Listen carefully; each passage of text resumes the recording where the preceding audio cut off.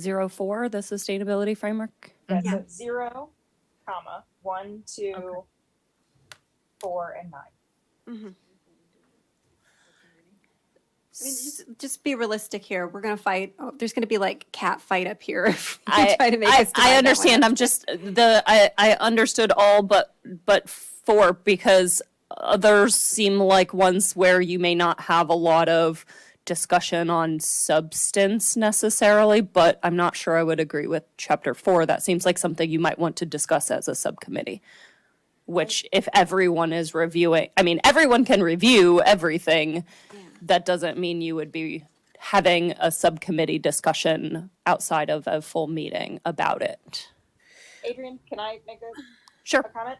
Yeah. So we're the Open Space and Ecology Committee, and I think everyone understands that chapter 4 is very much related to the open space and ecology scope. So in some sense, the divide and conquer the rest of it is how do those other chapters relate to the chapters that everyone is all reading? And we're going to be looking for areas where the contractor has provided things that are going to impact the city either positively or negatively. And so we want to be able to catch that. And I think it's important that we read the chapters that directly align to the scope of OSEC. And I think it's important we all read those. Yeah. I agree. And I we're agree. we're reading them. We're reading them. Good. And therefore, I would really request to have a paper copy, like a whole copy. I can't, this is way too Let's- much reading. Yeah, Let's come back to that. okay. So if we have the remaining 4 ones and we're really only supposed to have 3 subcommittees, or, Can one of them be, I mean, we could Conflated. combine a couple of sustainability framework as it pertains to, I don't know, infrastructure. What's 07? Could we combine a couple of chapters into one subcommittee? Well, I could take 05 and 07 together. Those are kind of related, and that comes up to like 114 pages. So I'll work with Michelle. Yeah, so, are we, is our scope to be involved in public facilities financing? Is that part of our deal, or can that be?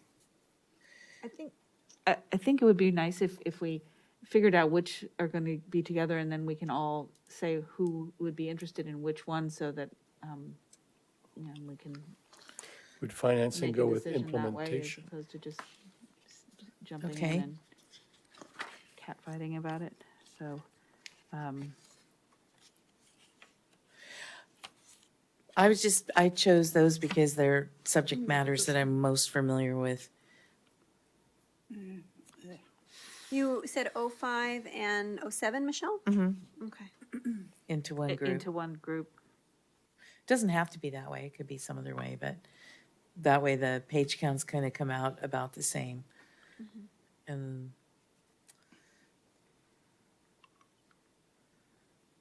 so we would combine 03 is development standards and controls.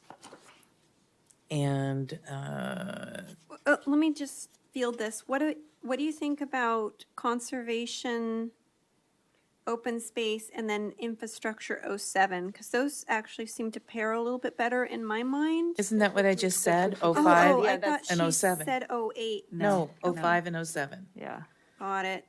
yeah. So 05 and 07 are one subcommittee, right? Yes, Okay. conservation. So we decided that, Yeah. okay. So that kind of leaves the third subcommittee with development standards and controls, which is a bear, although not as much of a bear as circulation, and public financing. Facilities financing, which will be pretty light, I think. Yeah, and that those kind of could Yeah. fit together. So 3 and 8, Yeah. that's another subcommittee, okay.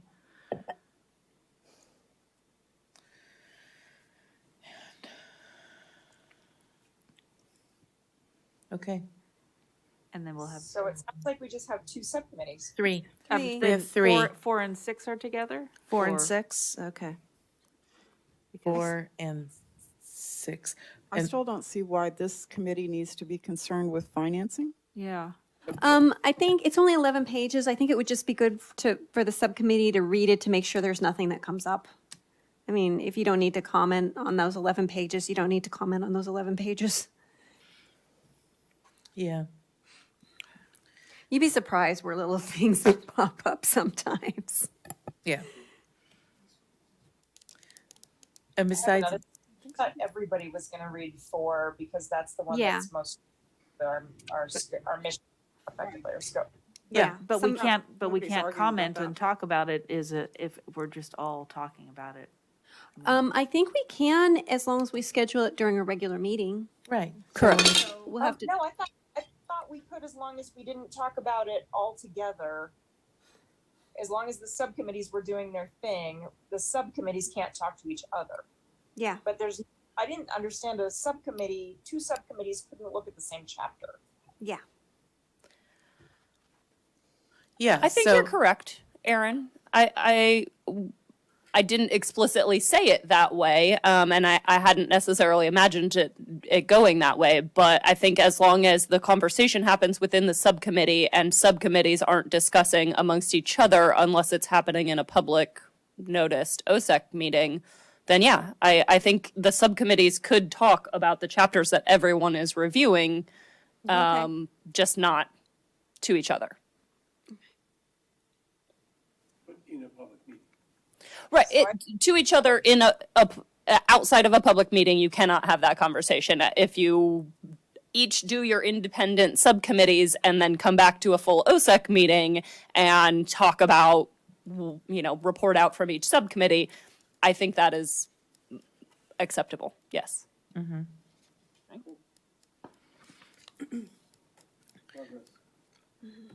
So Mary and Aaron and Shauna, because one committee can have 3 and the others have 2. I'm willing to take whatever job nobody else wants on this one. So I already did that with as long as it's all- circulation. or I will take anything. So you guys go ahead and figure out what you want and I'll fill in the gap.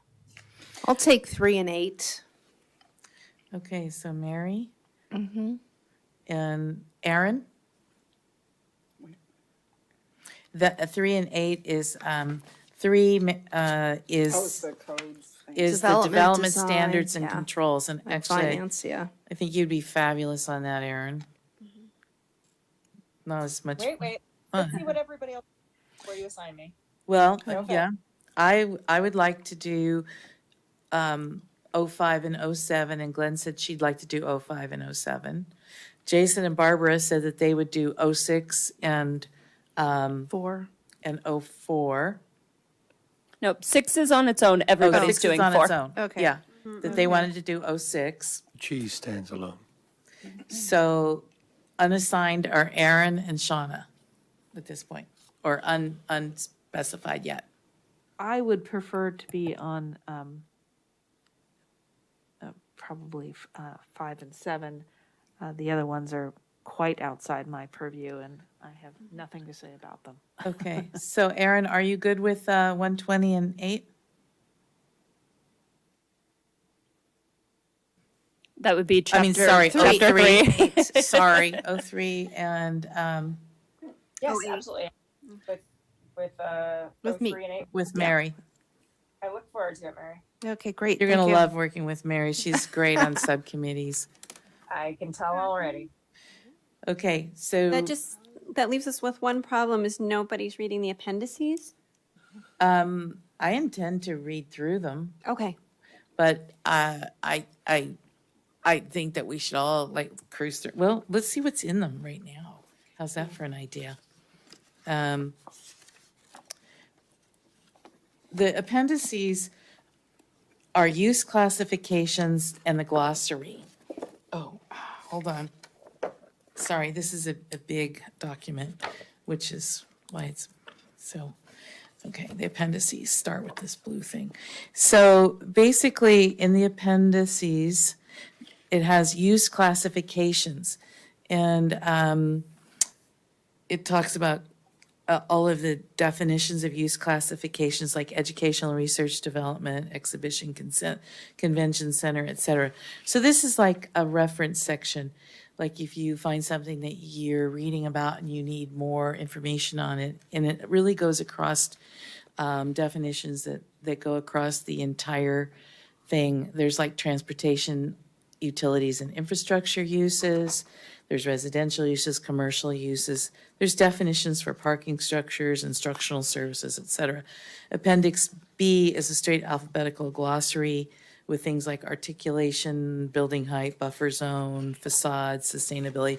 So those are things that everybody should read those, the first of the appendices, so that you're familiar with the terms that you'll be reading in your chapter. I highly recommend you familiarize yourself with that, at least be aware what's in there in case you run across something you need further definition on. And then the second part is in the appendix is the draft of the Baylands Infrastructure Report that was done originally. And it looks pretty technical, and I don't know the relevancy at this point to the whole document. I don't understand this part yet because I haven't gone through it. But Well, the subcommittee that's doing the infrastructure chapter probably should look at that. yeah, I would And that think would be us. that would be us. Yeah. Yeah. Okay. Plus draft infrastructure. Okay, fun. That just added 70 pages to your page count. Well, Does that mean we should reconsider? Actually, a lot of the pages are Pictures. illustrations. Okay, if you guys are good, I'm good, but I just wanted to make sure you're okay with that. Yeah, it's like really, I'm gonna sit here and study this picture of a 8-inch HDP pipe that's not to scale that goes with the other valve manhole frame cover and memorize it. Yeah, that's the kind of thing that's in the draft report. So, but there are also a lot of background materials. So yeah, we'll read that too. It'll be fun. So I have I guess it's logistics. I'm not sure what kind of question it is. We now have an awful lot of subcommittees on OSEC, and they are not easy to schedule. Is there any rule that says OSEC subcommittees need staff for all of the meetings? Because it seems like there's a lot of forming and storming we can do if we're only trying to schedule, an hour at Madhouse or whatever to talk about stuff before we come meet with staff with our questions. It was my understanding that these are ad hoc subcommittees, and that ad hoc subcommittees do not need to be noticed and do not necessarily need staff participation. Is that correct? that is correct. I would say, there are certain ad hoc subcommittees that do generally meet with staff, but I did not expect that these ad hoc subcommittees would require meeting with staff.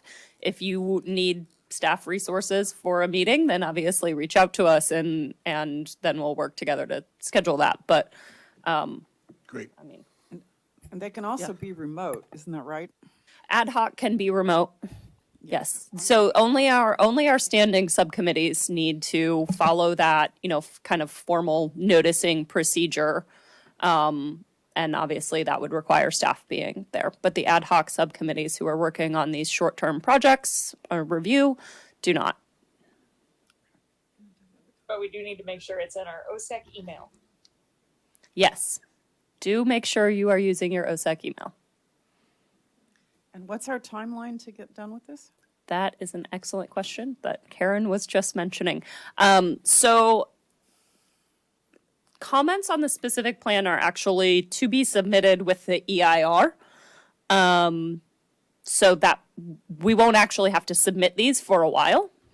But once that EIR is released, there will be a whole new batch of things that you will, I assume, want to review.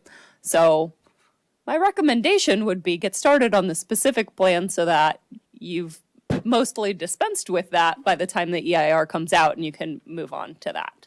I will note the notice of preparation of the EIR was released today. So the 30-day clock on comments on the NOP started today. Okay. So if you want to talk about how you want to address that, that may have implications for how you want to time any kind of review of the actual specific plan itself. I haven't done enough city government. I will admit I don't follow this well enough. So the city today filed the notice of intent to do the EIR, and that means that we have the public has 30 days to make a comment. But the EIR is going to take them longer. So as long as we get our comments in with enough time for them to consider it, or wait, do we need our comments in within 30 days in order for them to be considered by the city when they do the EIR? Yes. Yes. So if you want to specifically request something be studied in the EIR, you need to submit that during this 30-day NOP timeline. Chop, chop. Second question, do we want to discuss this as OSEC committee before the 30 days is over?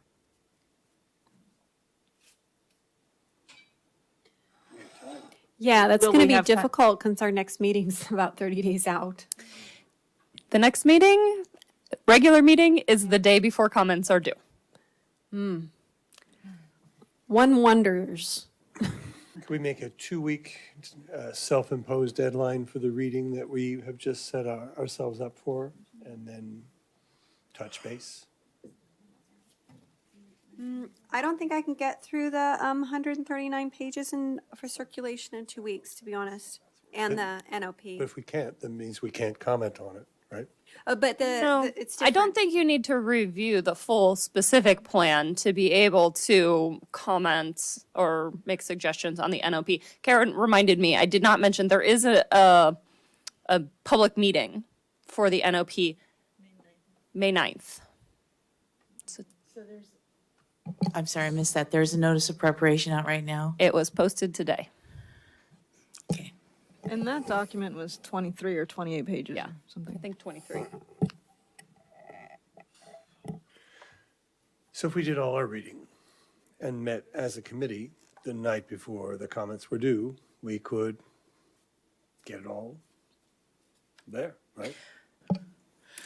I'd just like to say on the NOP, how it usually goes is that individuals can make comments on the NOP, any individual. And Yes. so if you are doing your reading, you can jot down something that you think and you can submit it as Jason Noonan and then bring it to the committee as well. But in case you were worried about it, you can go ahead and submit comments at any time in the 30-day period as yourself, and then still be able to submit comments as a group. It's good to know, but I'd rather not blur things like who am I speaking as, myself, or, if we could get a plan where we got our act together in time for this, I think that'd be superior to like you commenting, are you Michelle Salmon, or are you Michelle Salmon, member of this committee and subcommittee? Yeah, it's highly likely I will make individual comments as Michelle Salmon, Right, and then also participate in what we're doing in OSEC. right, And even if they're the same comment. right. It's- I have a crazy suggestion. Yes, Go ahead. go ahead. Please. And I'm going to need help from staff from here. But my first idea was that as subcommittees, we all come up with our lists, this is what we intend to submit. And we give it to staff some magical days, 10 days or 7 days or whatever, before our next OSEC meeting. And those get packet with the agenda. And that way, the other two subcommittees the night of our next meeting can say, oh, wait, we need you to read page 372 because they addressed it and it's okay. Or, you're right, I also saw this in my section. So in some sense, you know, we're not violating the Brown Act because the public is getting the exact same list of questions that we're giving each other in advance. So we'll have some homework before our next meeting, but we're not going to violate the Brown Act by getting together. And that way, the night before the meeting, or sorry, the night before the public comments are due, we already have a list of questions and we only need to tweak the few that have issues. That was more or less what I was going to suggest, whether you do it individually or with your subcommittees or both. So our next meeting is May 24th. Agenda goes out the Friday before.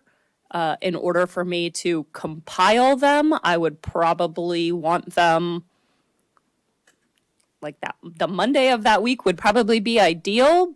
Maybe I can say Tuesday. I should probably check my calendar and make sure I don't have a crazy week that week. But something along those lines, as Aaron said, 7 to 10 days before our meeting. That way I can compile them and post them with the packet. And then when we meet on the 24th, it's a review and confirm and make any modifications, which are hopefully relatively minor, because then I'm going to still have to make those modifications and submit the very next day. Sounds like a good plan, I think. You would want them by what date? Let me get the calendar to confirm The that. Monday before would be the 15th. Oh, a whole week before? Well, yeah, the agenda Yeah. gets posted the Friday before the meeting, and I need to put the packet together. So Yeah, so we would have to give her our questions or our notes by the 15th, maybe the 16th at the very latest. Okay. oh yeah, because I'm actually going to be out of town on the 19th. So yeah, I would. Wait a minute. Wow, that Ye- is, so it's that's like 2 That's- days before. Yes. OSEC meeting. So those are the 9 a.m. on the 17th, and I can block off part of my day on the 17th. Okay. That's a little better. Just to be clear, those are the comments on the, for the On the notice- NOP. A notice of preparation for Yes. the draft EIR on the specific plan, which is not this document. Correct. Oh, I was confused. I And thought it- we were making Yeah. this document. No. Right. No. Oh. The NOP is what, 23 pages? Is that what you said? Right. So Yeah. the notice of preparation is notice of preparation of the environmental impact report. An environmental impact report will be prepared to study the impacts of the specific plan that is presented on all of the various environmental impacts and present on those, which is considered alongside the, development application. I'm probably screwing that up, but hopefully somebody's going to correct me.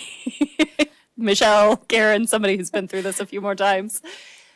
Well, from what I remember from doing the draft EIR on the Baylands in general, and the other ones that I'm trying to channel that guy who taught us so much.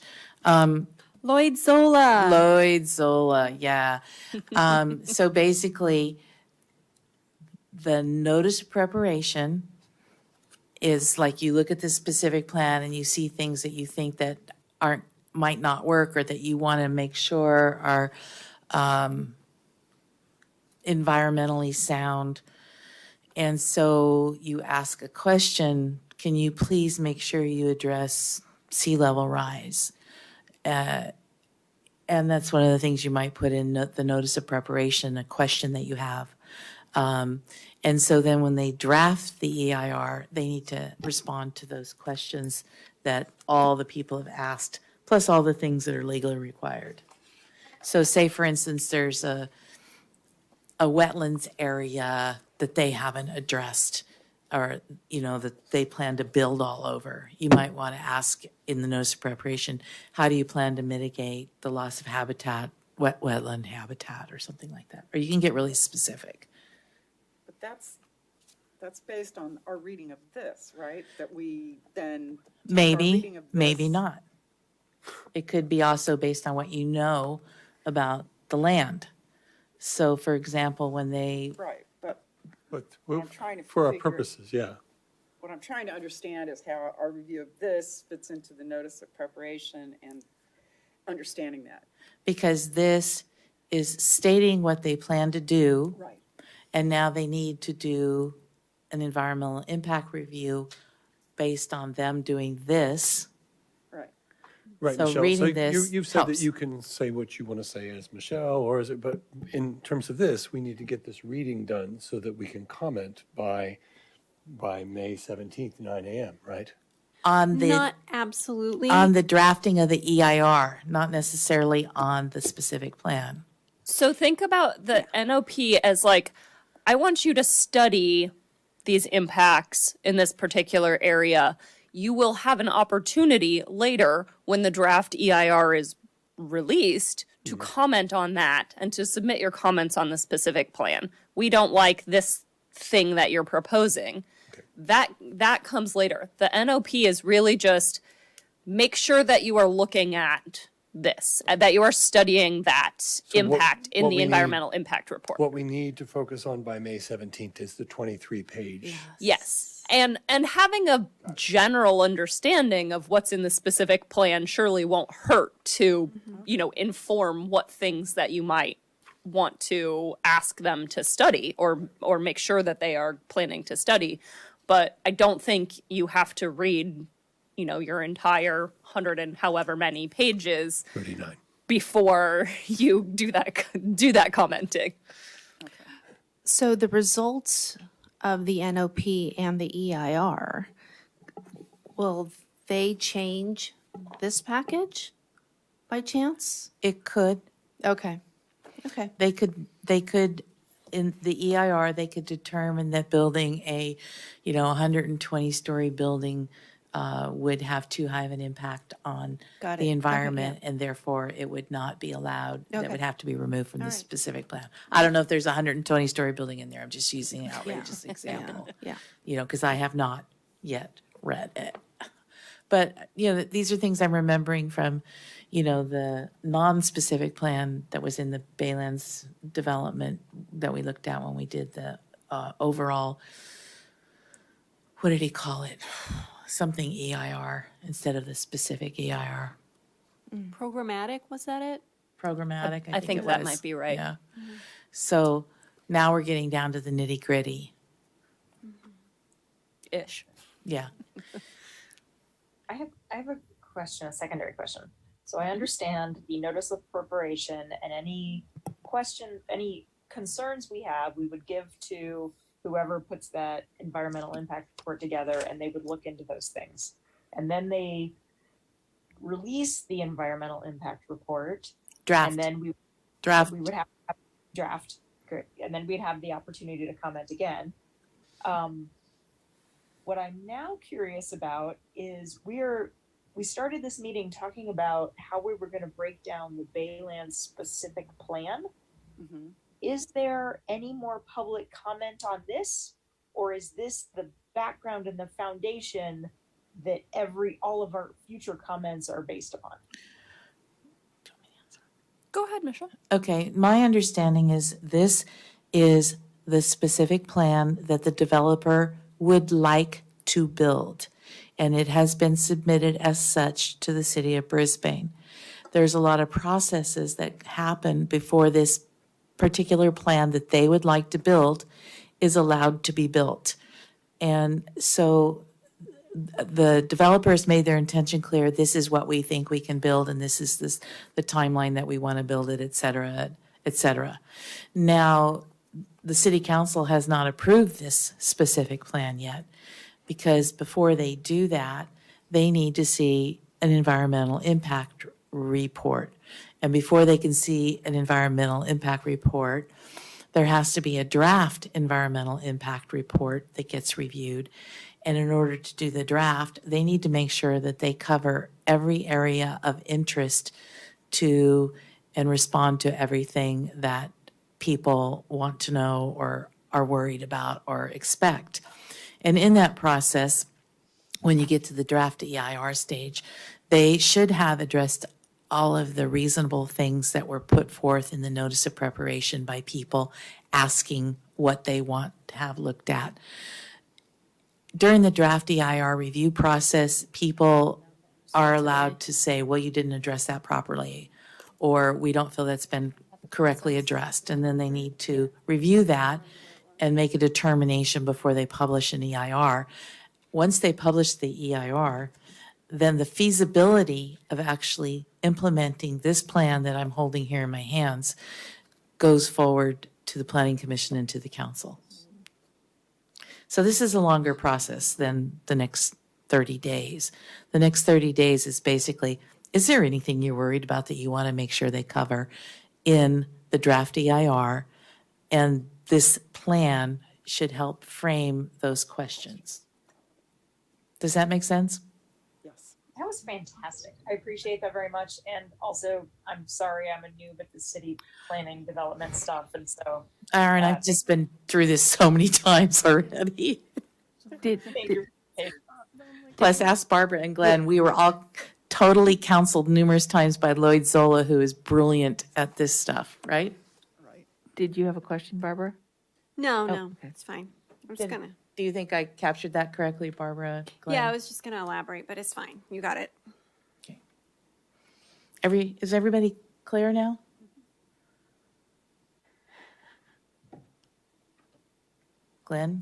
Karen? Sorry, we were just looking to see if we could find, there's a nice little flow chart about the process that I was gonna see since I was already on the city website, Baylands page, to see if I could remember where that was and just share it real quick, and I can't find where it is at the moment, so. And just as I say that I can't find it, I find it Excellent. here. So I think this is probably, I know just what chart she's talking about, too.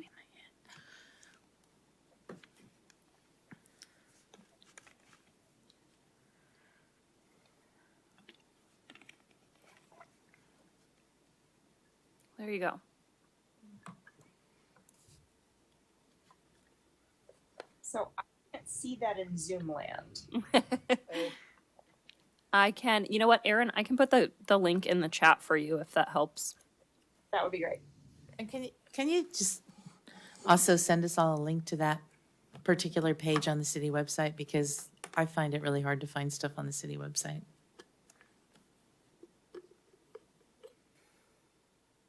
Yes. Sorry, I was trying to see if I can zoom in any way, but you won't be able to. Not much, really. That's a great graphic.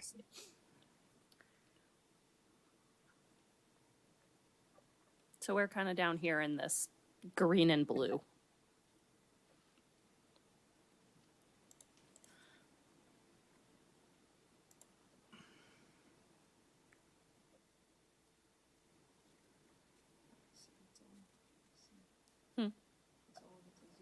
Oh.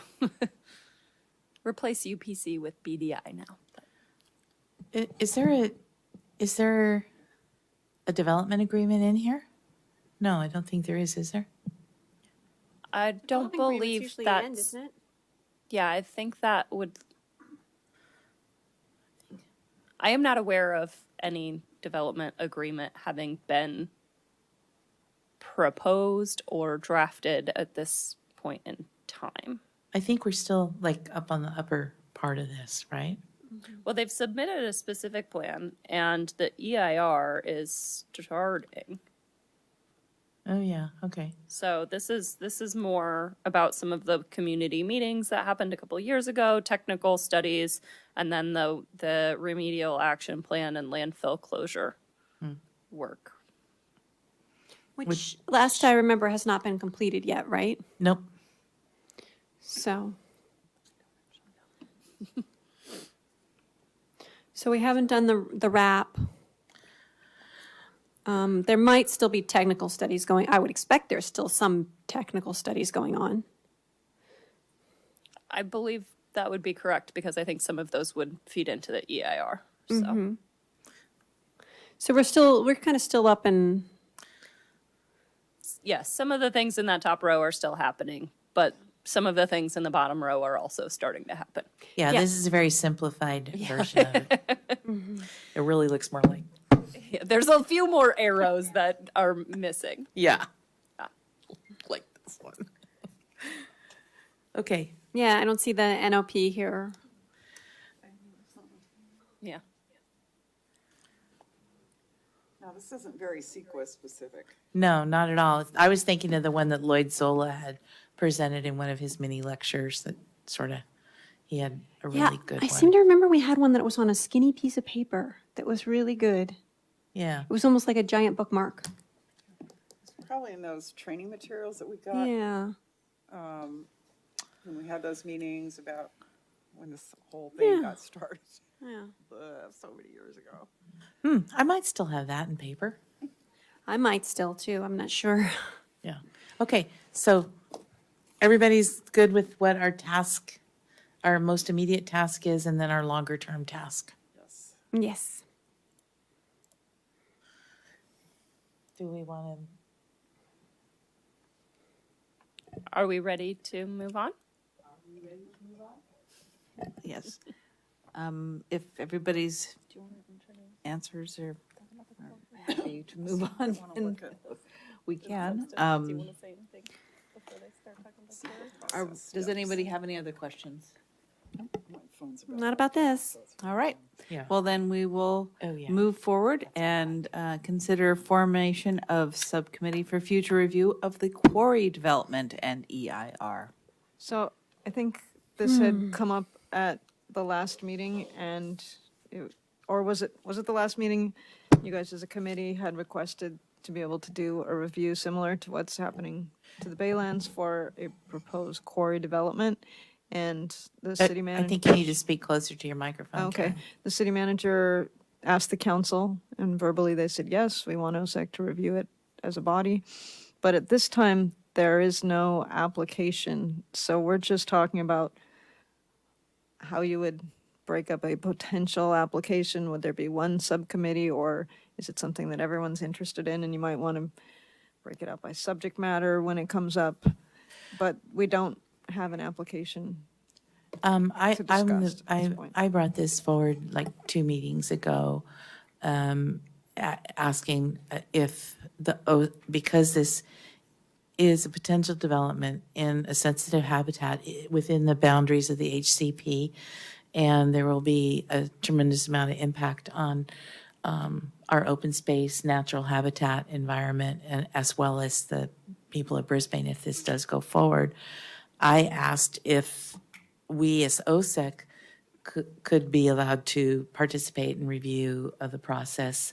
And I understand that there was a potential plan, then there was a specific plan, then there was a notice of preparation last summer on the draft for an EIR, and then they submitted a more specific plan, I think, in November. And then in December, they did a addendum notice of preparation in the middle of Christmas where no one really knew what was going on and it didn't happen. I mean, I didn't make comments on it. I didn't even know it was going on because it was right during the holidays. And then I've heard that there's some issues about the HCP and take permits and that type of thing.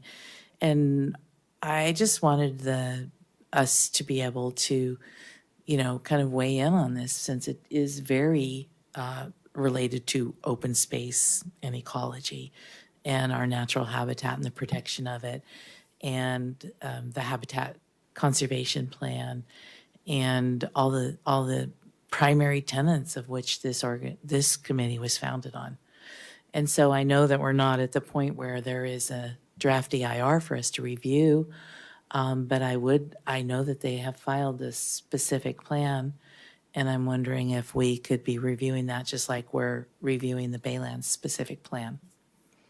because they must have filed a specific plan or they wouldn't have done an addendum to the NOP Plus the scope, I believe, changed from. when they- dramatically. Dramatically, right? Yeah. So, And so when you say there's nothing to review, I think that there is. I think it's pretty much just like the review that we're doing right now on the Baylands specific plan, only we didn't get an opportunity to comment on the NOP because it was, well, I guess we had a very narrow opportunity that we as a committee weren't able to do because we didn't even meet in December. But That was a bad time, or, yeah. yeah. So that's why I brought it up and that's why I brought it forward. And so consider formation of a subcommittees for future review of the quarry development and EIR. It's more like, I would like us as a whole committee to at least review the specific plan that was filed because it will have severe impacts on the community and on the habitat. Traffic, noise, lights, 24/7 hour operation, dramatically increased truck traffic, reconfiguration of Quarry Road, and needing an amendment to the HCPs for more take of endangered species. So it's very involved. And I don't want to be caught at the last minute like we are with making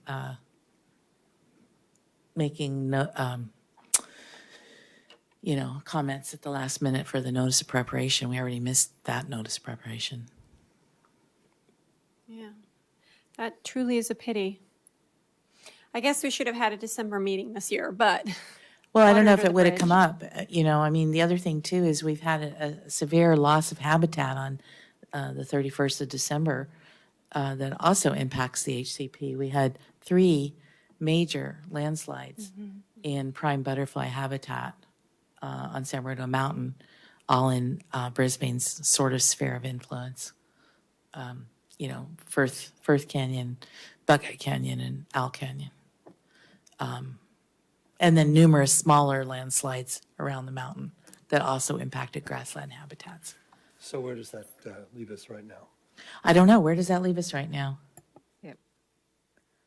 Are you talking about the quarry or? Yeah, Yeah. I think we're gonna have to check. What I'm seeing is the revised notice of, and I apologize, I think we both kind of forgot that had happened. Revised notice of preparation was released December 15th to January 16th. It was recirculated to account for revisions to the project description, including the applicant's submission of a design permit and general plan zoning text amendments. So that's all on the city website, the revised NOP and the comments. That comment period is closed. No EIR has come out.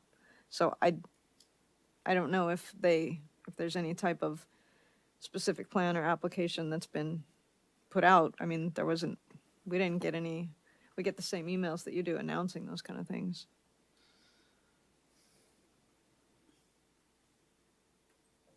So I guess we'll have to find out if there is something to review, but you're right, the process has started. You're right about that. yeah, definitely it has started. So, yeah. Maybe you want to start with looking at that revised NOP and the comments and then talking about whether you want one subcommittee or 2 or 3 or. Okay. Maybe Adrian can send us links to those pages as well so that we don't have to like shuffle through a zillion pages to find things. what kind of timeline or deadlines are we looking at with this second issue here? It's a little unclear about what's out and what isn't. But I think the only, as I'm understanding it, and I can be corrected here, is the only thing we really need to do is if there is a specific plan, read it before the DEIR for the quarry comes out at some future unknown date. I just feel the further we go don't- down the road, the more likely this is to get pushed through without, Yeah. people really being aware of it. Right. And I'm concerned about that. So what kind of time frame are we looking at so that we can be on top of that, I have no idea. Yeah. It's up to well, who's doing the EIR? But the developer is the one that's, Yeah. Yeah. proposing the project, so we don't spur them to do it more quickly or not. I'm not sure if, They put it out when Well, they I put it kind of hate to have them go far down that path and spend a lot of money on it if there are serious objections in the community about it. I think just suggesting that we keep this on new business Yeah, yes. until we Yes. are notified. At least we don't forget it and. Yeah, just keep it there. And we've just bitten Right. off a huge thing here. So Yeah. let's chew on what we've got. Right. And then and at keep that that point in in the front- time, we Right, the front of our go through a minds. process like we just did. Yes, yes. I mean, have an I think it's worth you reading the revised NOP and the comments. Okay? I have an alternate suggestion. Go ahead. So we just divided up a lot of reading for the Baylands. And in no way am I trying to say that one is more important than the other, but it's quite likely that only 3 of us might be interested in reading and diving into the quarry as an OSEC subcommittee. And the rest of us might be interested in doing it as public. So it might be worth figuring out if we want to make one ad hoc subcommittee or 2. And I don't know that we need to decide that tonight, but it is something we're thinking about. I agree with you. I would love to see us just carry the new business forward and do it the next time because we've just got a lot. And I'd like us to take seriously the stuff we said we were going to read, the Yeah. 130 pages and the 50 pages. And I'm so with you, Aaron, but for next meeting, I think. So, I think, Adrian, can you promise to keep that on our new business for a while? Well, no, but I'm going to move it to old business. Besides Okay. for that, it'll be on your agenda. All right. But it won't be new. Okay. So I guess we can move on then. That sounds good. Staff updates? I think everything I have would be under a subcommittee, so. Okay. I've got a couple. Some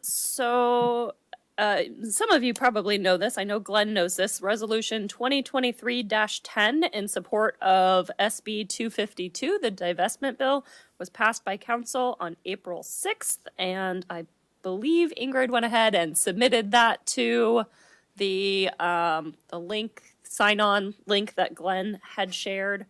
I'm not sure, did we ever sort out if there was a specific person at CalPERS that needed to be sent to CalPERS and CalSTRS? No, I think this sign-on link was sufficient. That goes Okay. to Senator Gonzalez's website, and I'll just offer an update saying that the bill so far passed 2 Senate committees, passed the Labor, Public Employment, and Pensions Committee, and it passed the Appropriations Committee.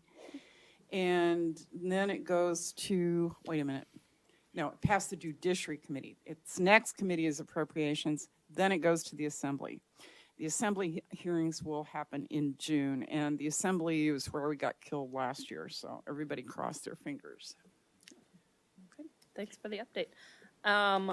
Also on April 6th and second reading on April 20th, the Building Efficiency Program amendment passed. So that was largely just some cleanup and timeline kind of things that Rachel is moving forward with implementing and communicating to the building owners and representatives. I missed that particular meeting. Can you be a little more specific?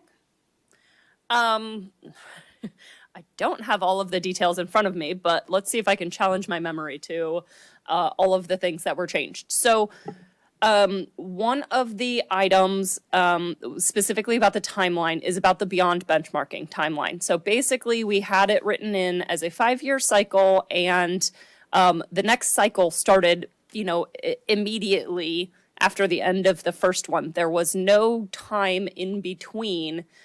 If a building owner does not do their improvements, until the end of that 5-year cycle, which they have every right to do, they would not have any time before they need to evaluate and do another audit to realize any improvements. So we built a kind of extra year in there to make sure that any improvements have at least 1 year to see the effect before we say, yeah, you're still not efficient enough and need to go back and do another audit and act on that again. So that was one of the most significant ones. We also worked in some additional kind of pathways or options on the water side of things. Most buildings don't get a water score from Energy Star Portfolio Manager. Those are only available for multifamily buildings for whatever reason. So we built in an extra option that's similar to one that we had on the energy side about being able to be on the performance pathway if they are, Rachel may be able to correct me, 25% below the property type mean, I believe. There may be a weather normalized in there. So really just not penalizing buildings that might already be water efficient but don't have the ability to get that water score. On the energy side, we changed what the reference metric was, because in working with Energy Star Portfolio Manager and our software that we are using to manage the program, Touchstone IQ, we realized that the metric that we originally wrote into the ordinance as the performance metric to compare to for 25% better, we had written in weather normalized site GHG intensity, which it turns out doesn't really exist in these platforms and would be very complicated for us to manage. So we have changed that to be focused on energy use intensity, weather normalized energy use intensity rather than a GHG intensity. I think that basically covers it. There might have been a couple other super minor kind of tweaks.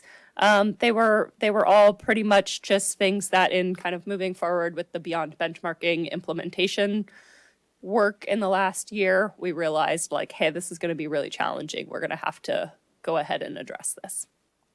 So that's where we are. I actually will let Rachel do a staff update in a minute about the reporting to date. Actually, Rachel, if you have that graphic, I did not paste it into the slides, so maybe we'll just let you share your screen in a minute for that. My other ones are about bunch of notes on the EV chargers. So you know that we've got the ones here at City Hall and at Mission Blue, which are operating and available. There were a couple of kind of complaints right off the bat about their speeds, and we looked into it, Chargy looked into it and found that there was a setting that was not right, and they corrected it, and it seems like that has fixed that situation. I heard back from one of the people who had complained that they've used it again, and it seems to be working well, and Chargy has been keeping an eye on it to make sure that setting isn't somehow getting triggered back. So hopefully, if anybody out there tried the chargers in the first week or two and had a very slow charging experience, hopefully you'll come back and give it another try. We also put together an FAQ article that will be, some of it will be in the Star in the next edition, and the longer versions are on our website now. So lots of kind of details about what we have and what kinds of charging speeds you can expect and that kind of information. And then Bayshore is complete except for the PG&E service upgrade, which I still don't have a timeline from them on. And our fast charger at City Hall permit application is in. So that project is going to be moving forward. And, completing the reporting for the grants for the stuff that's been done to date. Glenn? I was just going to ask if you pass word about repaired chargers and stuff like that on to Clay so he can put it in the blast on Friday afternoons. That might be another way to reach people. Caroline has that information. Okay. So I don't know if she put it in there or not, but I will mention, or honestly, there's a decent chance she's already heard it right now as well. Did you guys miss she's doing the blast on Wednesdays? Wednesdays, yeah, it's now on Yes. Wednesdays. So but I can pass that along if she doesn't hear it. I did have a Already? question or two. It came up on social media. Are the chargers, how much do you charge to charge? So how much is it? And, you know, that type of thing. And then also, someone said, well, what if there's an event at Mission Blue and there's no parking? Can you park there still if you're not charging? And that's a problem because that parking lot absolutely fills up when there's an event. And sort of the same thing for, you know, park and ride, but in particular the Mission Blue. So that question came up really strongly because the charging stations take up what, 6 places there, something like that. We have 10 chargers. 10 parking places in a very small parking lot that's heavily used when there's an event. So I'm going to answer the first question because it's a little simpler first. Okay. 30 cents per kilowatt hour. Okay. And is there like you stick your credit card in or something? You use an app. It's a okay. Chargy app. If you walk up to the machines, it says, you know, go to this website, or you has a QR code that you can scan, get the app, and the pricing you pay through the app. There's not like a credit card machine on the chargers themselves. Okay. And Chargy gets that. Well, ultimately, we will receive the majority of the revenue. There is, you know, fees that we pay them for managing the network and all of that. But yes, ultimately the revenue comes to us, and we set the charging at that rate because we have to pay for the electricity. Okay. And our electricity price varies by time of day and season and is different at our different facilities. And we decided changing it all the time or at all of the different places was going to be complicated. So and confusing to people. So we kind of went with an average, and I'm going to be keeping a close eye on our utility bills and our usage to make sure that I got that number right, and we'll adjust if need be. I think one of the things that I am questioning or maybe concerned about is the potential need to have higher pricing during the summer peak hours, because the pricing during those hours is very high. And that's honestly when, you know, from a system-wide electricity perspective, we really don't want people to be charging EVs if they can avoid it. So we may implement higher pricing for those summer peaks if we need to, but we'll see how that goes. To the question of Mission Blue parking, well, parking as a whole, we are going to be adding signs.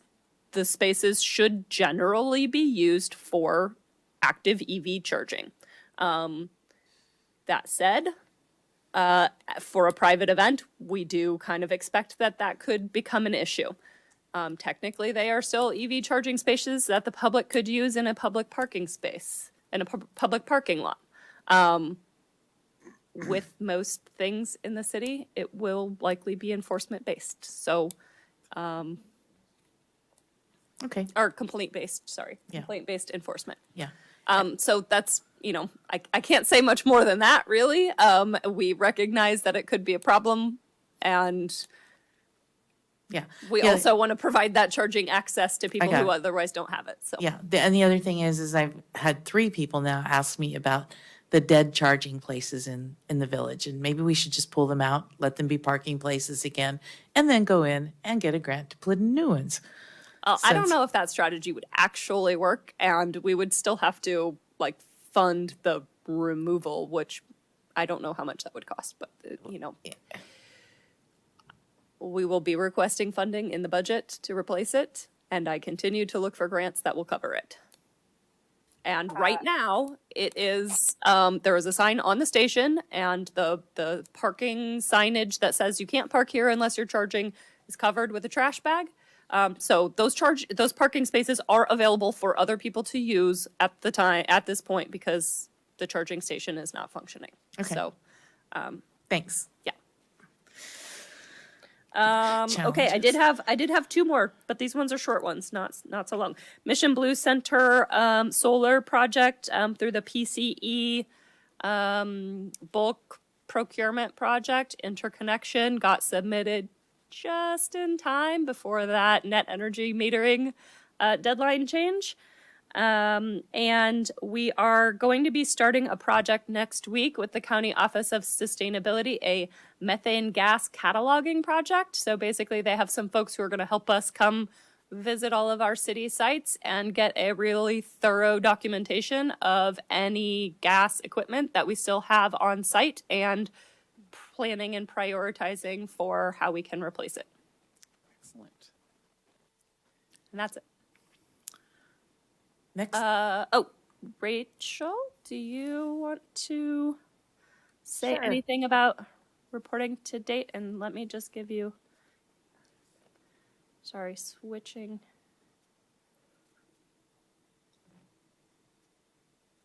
There we go.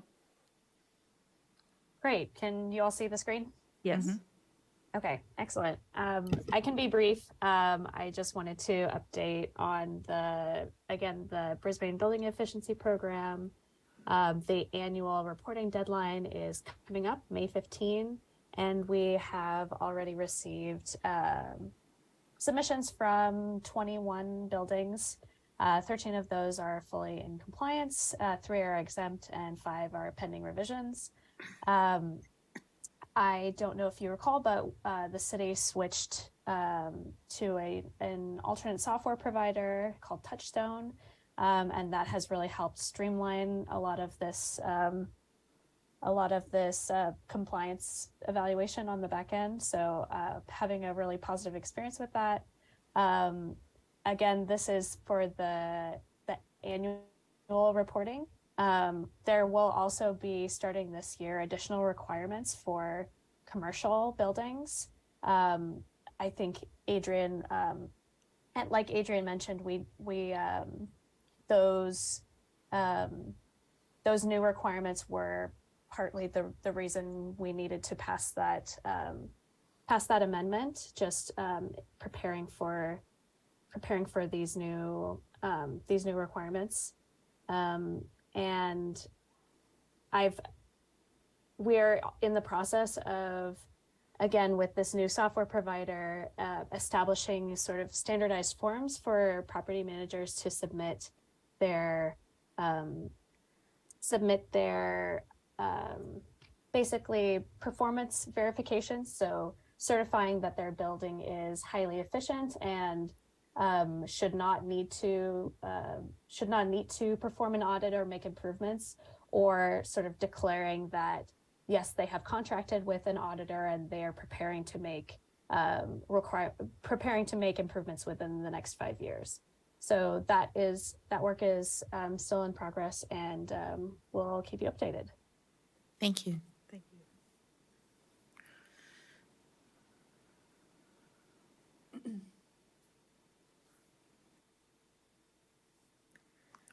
Okay, on to subcommittee reports.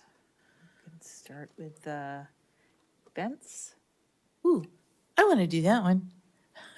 We had a very successful habitat restoration last Saturday, and we had a OSEC quorum.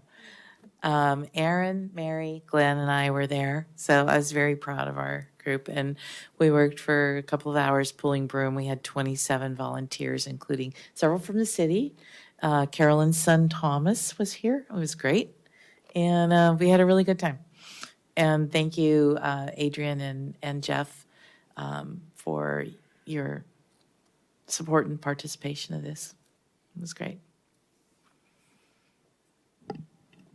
I do have to say, pulling all of that broom from that very steep slope made my ankles very sore. And I have to say, doing it down there on the rocky stuff, trying to pull it out, made me really sore, and I have cuts and bruises to show all over the Might be place. what I just scratched open. But it was a beautiful day. Yeah, it was. I might also note we talked, Jeff and Ariel and I talked at the end about scheduling for our next. We are tentatively going to propose July 22nd. But don't have a specific location in mind, and knowing that time of year could be pretty warm, we may want to consider whether there are is any work in any of the canyons that we need to come back to, or Ariel also suggested that, oh, Michelle, what's the name of it? The Botanical Garden, is it called? Up at the park entrance? Yeah, He noted that up there at the top, tends to be foggier, so it may not be as hot and there might be a little bit more shade cover. So that is another option. A little bit outside of city limits, so Yeah. but I think that's something we can consider. So there's time to make that decision, but those I'm were some sure of the that thoughts so there's far. probably work, well, there's definitely work to be done in Sierra Point Road Canyon. There's a lot of ivy removal that could be done, our favorite. So I'll take a walk around and see what I see. Yeah, I didn't make it over there. Was actually thinking I was going to try to do that before we met between Saturday and today. I didn't end up making it there. Forgot about it until now. But yeah, we've got time. Okay, All right. education and outreach, ladies? Oh, You doing much education and outreach these days? No. Me either. I'm supposed to write an article for the Star on dark skies, and I haven't done it yet, but it's on my mental 500 words. 500 words. 500 words and an image. Okay. We can help with the image if need be. But yes, I forgot to send you that, but I did check with Caroline. Okay. And I think we talked about the library update last meeting, right? We did, but it hadn't actually been implemented, and I didn't put anything in your slides to show it, but it was implemented Looks great. last week. I'll have to stop I by. saw Thursday? a picture in the blaster on social media. Yes, It looked great. Yeah, I took Matt from our communications department with me to change out the display, so he took a bunch of pictures and videos, and I think turned it into like a little video vignette, whatever, something. So if you haven't seen it, check our socials. Thank you. Just a question, maybe something for us to do. Now that people are coming back to City Hall again, is there any way we could put some posters up about various OSEC concerns, in the front where people come in? Maybe the flyer about the trees. Yeah. Well, we have an area for flyers, so if there's something that we want to add to that, we definitely can. We have a couple, like a counter and then a wall. I don't know what you call that, but Is there like a bulletin board space? Yeah. well, that's not so much of a bulletin board space as like a place where we stack handouts, or it's got those little like pocket things on the walls for handouts. Posters. I don't know. Do we really have a place for posters? I mean, I know sometimes there's like one or two about like a upcoming event that they'll stick up by the front door, but there's not exactly a ton of real estate there. So I think it would probably depend what exactly we have, how much space we need. We can look into it. Okay. What were Yeah. you like? Were you thinking a series of things or? Probably, yeah, but I just think it's a good idea to remind people frequently about, shielding their lights and not using more light than necessary at night, and, not planting invasive species and stuff like that. Some of these posters could be pretty simple, I would think, but just kind of reminders. Bob needs a new job. Pardon? Bob, we need to get Bob to do the posters. Wouldn't that be awesome if he did a little series of posters, kind of like, Yeah, because he's Bob is so good. so good at that. If flattery would help, we would be glad to lay it on thick. You can tell him that. I think it's more about bandwidth of his actual job, which I understand might be a bit busy at the moment, but we can see if we have some real estate and then go from there. See if that's the he's first got step. the Yeah, thank bandwidth. you. But yes, we can check into what we might have space for, and then if so, maybe if we have some space, maybe we can schedule a meeting of the subcommittee to talk about what kind of themes we want to incorporate so we can give Bob some That would be kind of good. specific asks. And some of his old posters might be tweakable with, with new captions or something, so it might not be a huge amount of work. I actually have the two from the Dark Skies library display at my desk. So, Yeah, I was thinking along the lines of the process for the library. We do the same for City Hall. Change it Yeah. out on a quarterly basis, just get in the routine of doing that. If we good. can. Okay. We look forward to hearing from you. I'd be I happy for you to. Okay. For you. Bayland Subcommittee, No meetings have been scheduled. okay. Well, building decarbonization, I guess We're scheduled to meet on Monday. We are. Yeah. We met not that long ago. Was that before or after last? It was before the last meeting, so Okay. our next meeting is coming up this coming Monday. Mhm. And I wanted to ask you, Adrienne, you probably know that Berkeley's plan to eliminate natural gas has been dealt rather a setback. So what does that mean for I us? am Yeah, I emailed well aware. Adrian about that, but I wish I had the line in front of me. We are looking into it.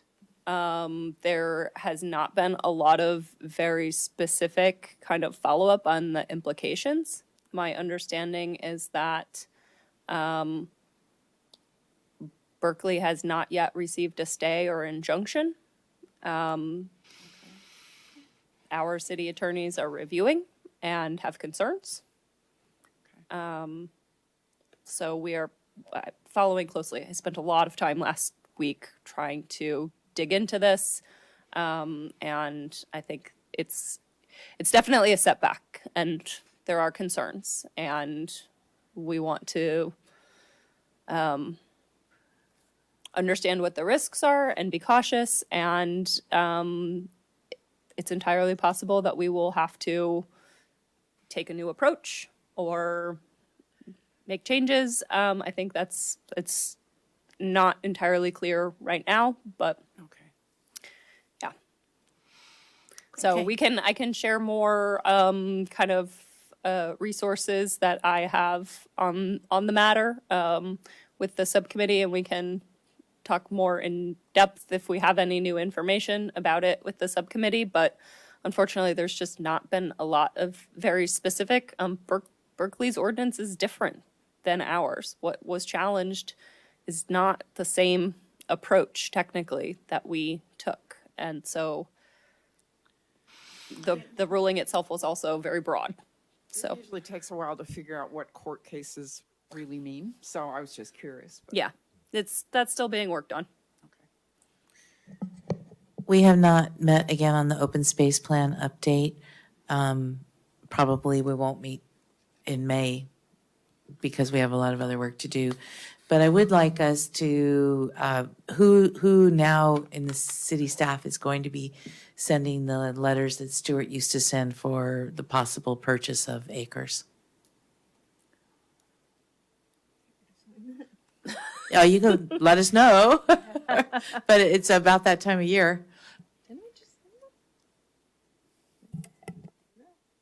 I thought they got sent right after the last update, no? I think that he sent letters to those 6. And I was going to say that I have gotten in Bob's queue to get the map redrawn and to have a package. You guys asked for a package that is going to be the update. And I'd also mention that I think I will go back to council to include those 5 the lot 79 or those little properties in the priority preservation area since we own them. Yeah.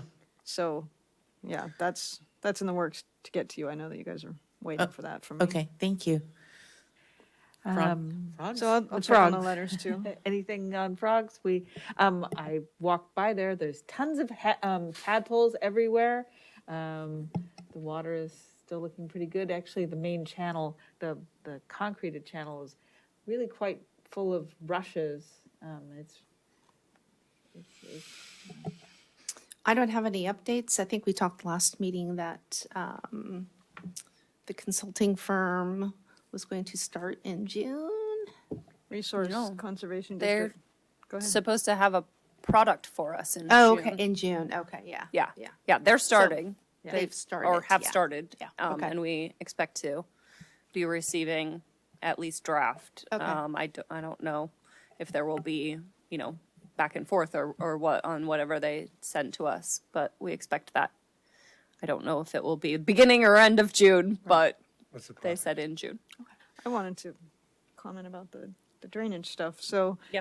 Shauna had brought up by doing a service request, a drainage issue over there, and then we had a couple emails back and forth. So there's kind of, as I understand from the city's perspective, not really drainage, but there is that channel. So there used to be pipe that was kind of abandoned, but there's still a natural channel. That's what Jason and Paul Buscal have been working on. And then there's the concrete channel. And in between, there's a pipe that's mostly full, clogged. So the water had filled that natural channel and spilled over onto the trail. And that's what Shauna had sent an SR about, and the pipe was clogged. And I hadn't been out there to see it, so I couldn't really picture where the pipe was. And then I guess it dried out. But then in the latest storm, it happened again, and we got a different service request. So I got together the inspector and my assistant engineer that are going to work on the trail resurfacing. And I got the utility team leader, Adrian, because the Resource Conservation District, and myself. And we looked at the drainage out there and we saw that the trail was wet because we're going to resurface and we're going to build it up a little bit. So I didn't know if that would stop the water. And we talked about what we heard from Paul is that he wants to hold water there. I mean, that's kind of the big goal is the water doesn't rush through the channels, but it does have to drain, but you want it to meander so that you can have frogs and tadpoles. And so we talked about, so there is one pipe that's maybe like a 12-inch pipe that's pretty full, and it's keeping water from getting into the concrete channel, and it's pushing it over the trail. So people that walk on the trail are saying, well, it's wet on the trail. What are you doing about this? So we talked about like halfway clearing the pipe. That's the balance is some water needs to drain, but not too much water. How do we do that? So we didn't have the utilities engineer who's responsible for like sizing storm drainage. So we met again and brought him out, and it had dried up by then. So I think it's probably dry until next winter. It's probably not going to overflow. But we talked about adding on to that probably corroded 12-inch corrugated metal pipe and having an overflow. So it would rise to the level that if the water in the channel reached that level, it would go into the pipe and go through. And we would do that after the frog season. Okay. Because great. we don't want to build a new trail surface and then still have water on it. Yeah. It's doing what you want in terms of the frogs, but it's not good for the trail. Right. Yeah. That sounds great, thanks. And, all right, anything further on the invasive species ordinance? I got an estimate. I emailed the subcommittee. Who's, 600,000. huh? 600. Yeah. Jason, Glenn, and Aaron, so we're trying to find a time to meet Yes. at this point. Dark skies, we definitely met. And we're meeting again. We're still not done. Yep. So we'll let you know when we're close done. That's it. Yeah, no, actually, it's not. Oh, okay. Sorry, it's 8:15. So the name of the book that Colleen had recommended to me and that I had read, that sort of details some of the coping with some of the people's fears and expectations and the realities of dark skies and how precious they are. It was called The End of Night: Searching for Darkness in the Age of Artificial Light. And I think staff, I just want to say that staff, in cooperation with Rachel, did an excellent ordinance. We made some suggestions. Most of those suggestions were taken. I'm sort of not sure where the last couple. We're going to meet on Wednesday, Yeah. so we'll figure that out then, I guess. Yep. Yeah, there are a couple things that we're looking into and investigating. Streetlights being one of them. Working with Bob on the mapping, which it sounds like he thinks we'll have in time for next Wednesday's meeting. A couple other not as large things. Julia was out of town and just back this week, so she's catching up and commenting on a couple of things that we wanted her to weigh in on. And Rachel has also been investigating potential consultants that we might reach out to confirm some of the kind of numbers and impacts are what we want them to be. So we're proceeding on those fronts. Yeah, Glenn? Good. Fine question, what's being mapped? Is it the lights at night? No, sorry. There's a definition in the draft ordinance for environmentally sensitive habitat areas, which would have the most restrictive lighting requirements. And understanding we have it currently written as the conserved habitat areas, I think is the designation within the habitat conservation plan area, and a buffer around that. So we wanted him to map, because we just kind of randomly picked a number of what's that buffer and how many properties does that include, what's the difference if it's 50 feet versus 100 feet versus, do we just say properties abutting that boundary? So that's what he's looking into and mapping for us. So we can just have a better understanding of what properties would be impacted by that, and know that we're kind of setting a appropriate and reasonable threshold. Thanks. Anything for tree issues? Yeah, I have something on tree issues. I mean, we haven't met on it, but I will say that the constant din of buzzsaws over the last several weeks has been disheartening. There's been some really major trees that have been taken out or severely pruned. And it seems almost, I understand that people were very concerned about the storm and different, issues there. But it was also really disheartening that, some of these were just really, I'm not sure they should have been pruned the way they were, taken out the way they were. And then that's just really concerning. We've lost a lot of trees in the last 2.5 months. And part of those were in poor health and other ones were not. So that's concerning. And then there's a whole lot of trees with ivy on them, city trees on city property. And we really need to work at getting rid of the ivy on the trees on city property. And then there's also a tree that does need to be removed. And it is on city property, but it was not originally planted as a city tree. It's been there most of my life, but it is, the owner wants to remove it. It's a very overgrown cypress kind of looking tree on Klamath Street. It's right up the street from Mary's. But I noticed walking up the sidewalk, it's like buckled the sidewalk, it's buckling the street, it's buckling everything. The tree is definitely outgrowing its space there. It's at least 60 years old because it's been there. I don't remember it not being there, but it's like huge now. And talk about a dangerous tree, that one should be removed. And so I see these different things going on, and it's concerning. And so we do need to get going on the tree issues. And should I just submit some requests for all the city trees I see with ivy on them? Yeah, you can do that. And my understanding is, we don't have the history whether the city planted a tree 60 years ago or not. No, the city didn't plant it. The owner planted it. We weren't even Other the city than- when it was planted. Right, we weren't in corporate, other than your knowledge. But I think if that person or whoever did a service request, I think the city would review it as if it's a city tree. I actually put in a service request for that tree for my neighbor. And I can show you the details after. I'm not going to bring it up. I'll take it offline. Okay. Okay. Actually, I just had one other thing, and I was wondering, Karen, do we still have any of the tree gators that are available for people? I don't know off the top of my head, but probably. I was just thinking that, and this might be a little bit more with the outreach, is the next water bill that goes out could have a little flyer with that we have tree gators available for people, you know, as we move into the summer and warmer weather?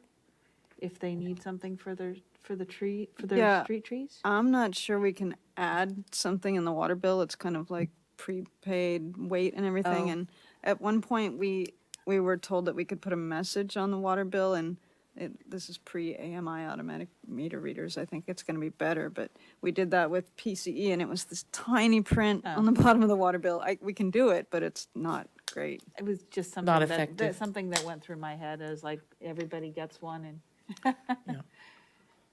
Yeah.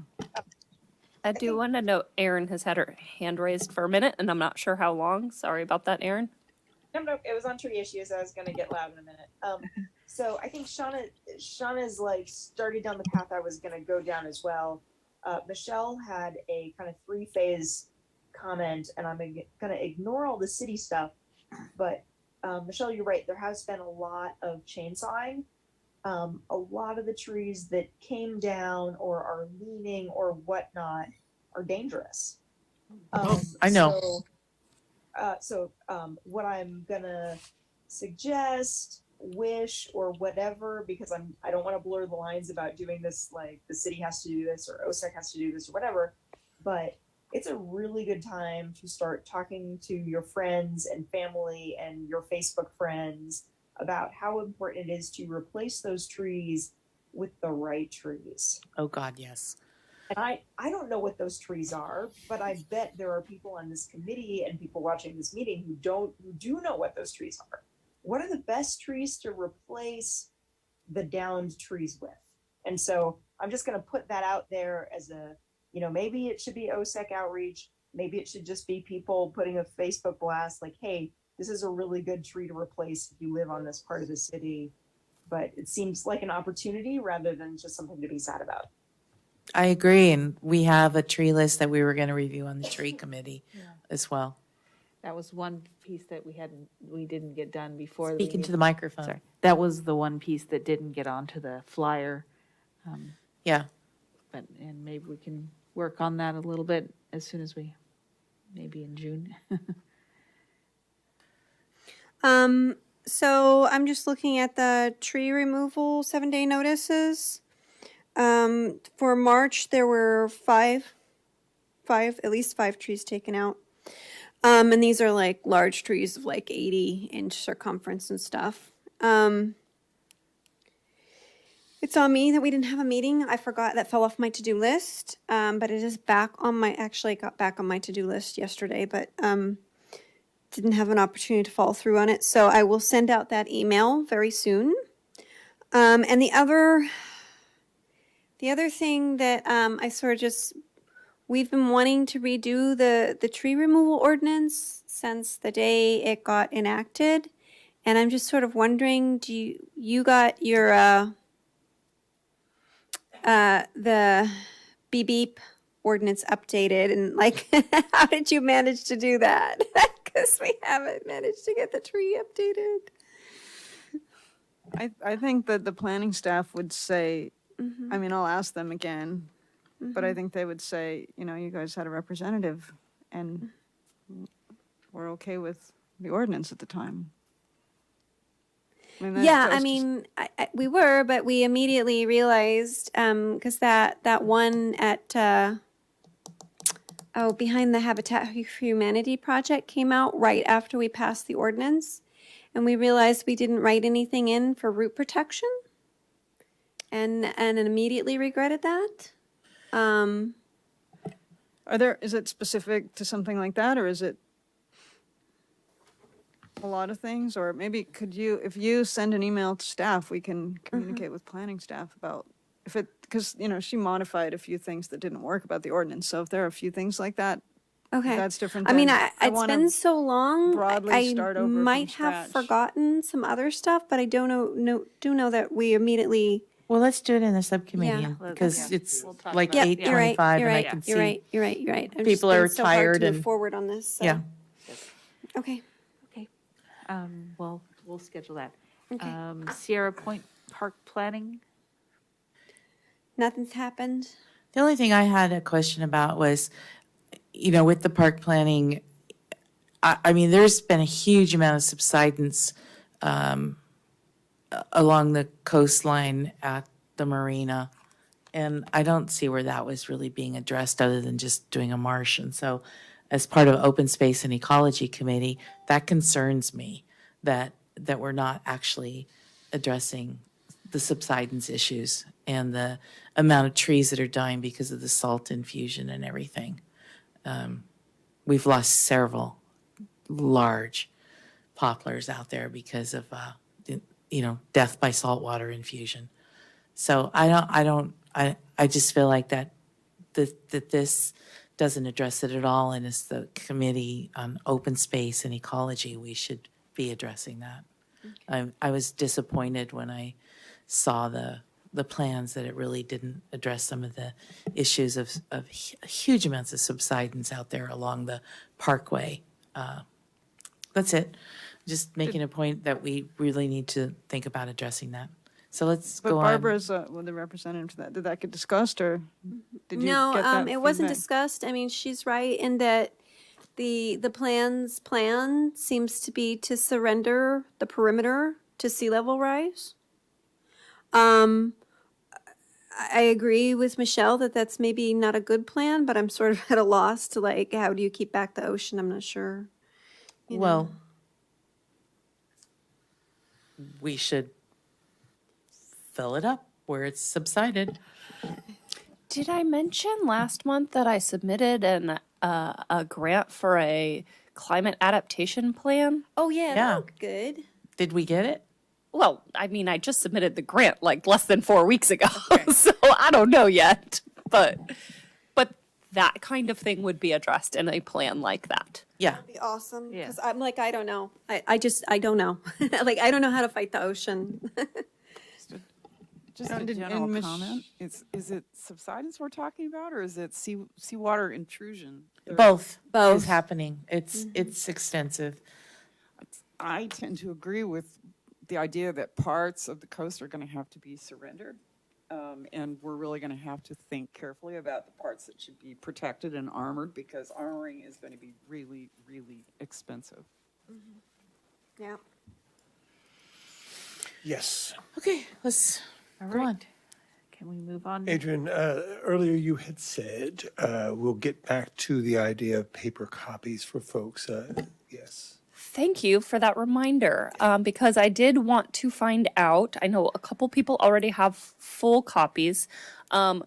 Do folks, who wants them, and are you okay with just getting the parts that you are being assigned to, or do you need a full copy? I wanted to get a tally so I can have the staff that's going to run those copies do it all at once, and ideally as little as possible because it's a lot of paper, but So for me, yes. And the parts I'm responsible for, plus the mutual parts, 0, 1, 2, 4, and 9, and then 6. 0, 1, 2, 4, 9, and 6, please. And the appendix, No, I don't want the appendix, thank you. It's just a the waste. glossary, it's only a I, couple of I pages. can pretend I'll read it, I won't, so, thank you. I'll look it up. I have the PDF at home. Okay. I'll look it up if I need to, but please, I don't like to be told what to do. Thanks. Oh, I'm sorry, just That's was okay. a suggestion, Yep. Jason. No, I no, wasn't telling thanks. you what to do. Yep, thank I'll you. just take 6.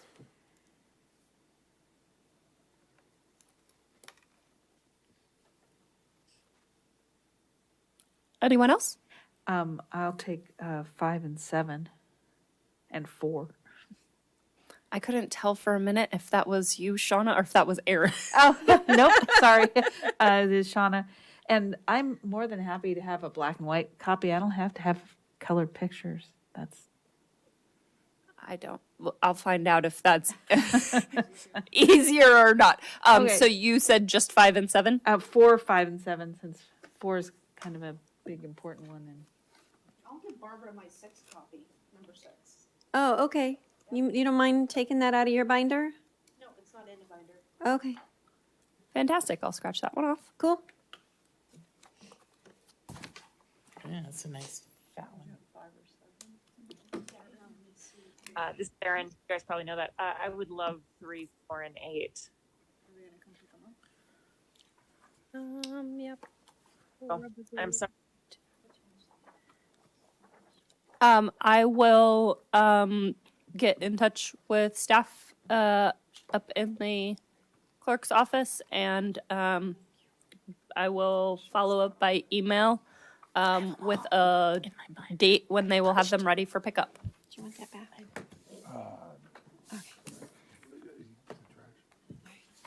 Thank you for the reminder, Jason. Sorry, I forgot to come back to that. I think we can Do we have, move on from this. Was that everyone? I think we got yeah, Jason, Shauna, and Aaron. Everybody else is good. yeah, Hey, thank you.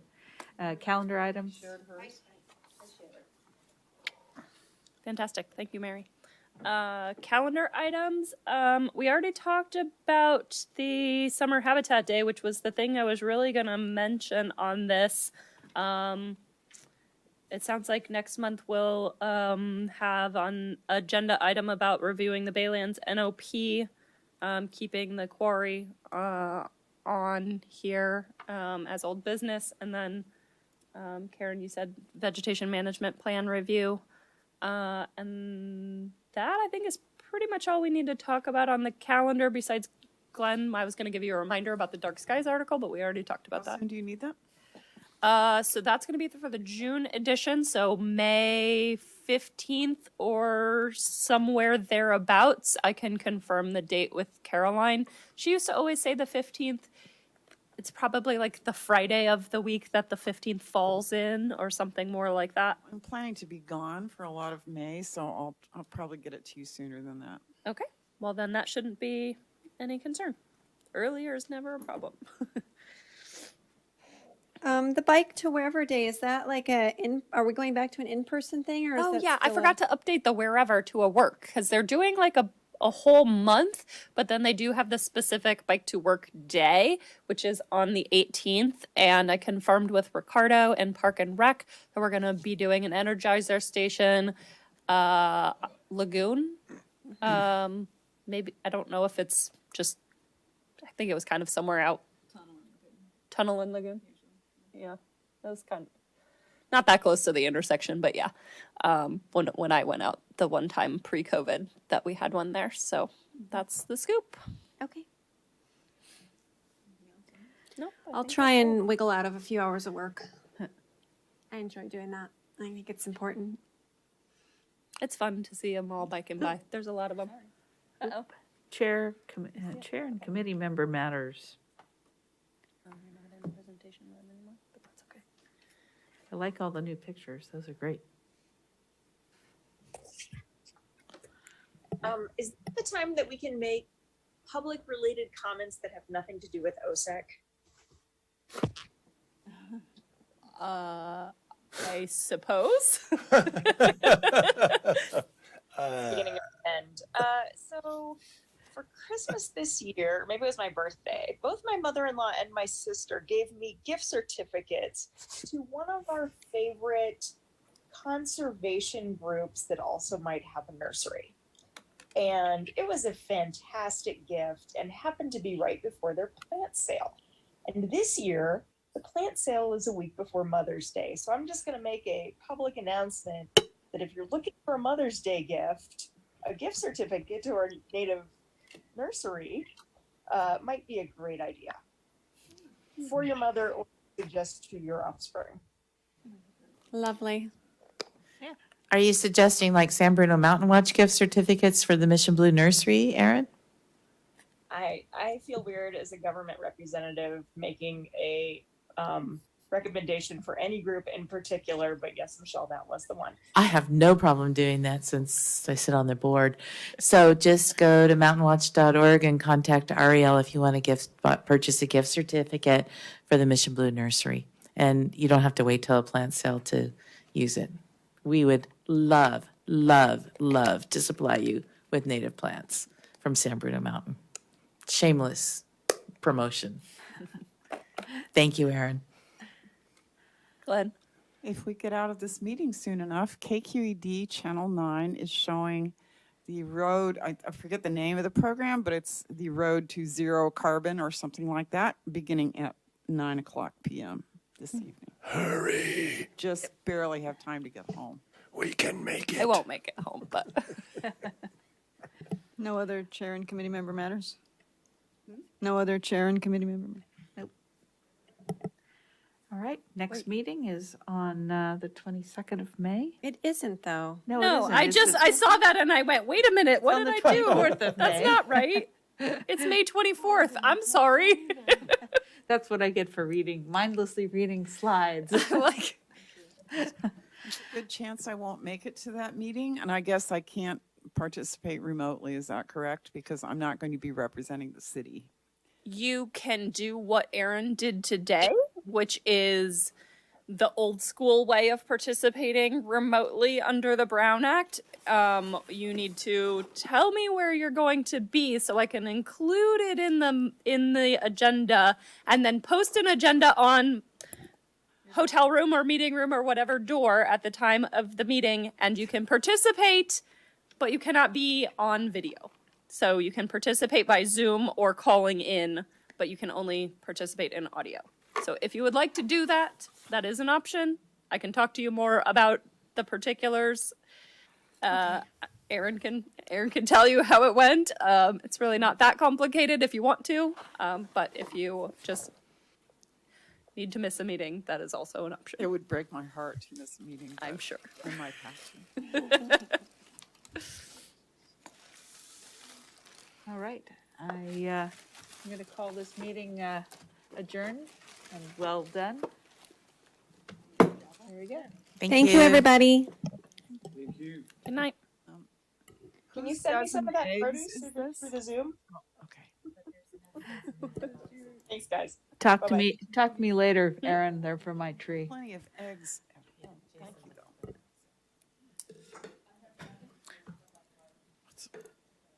Nobody else has one.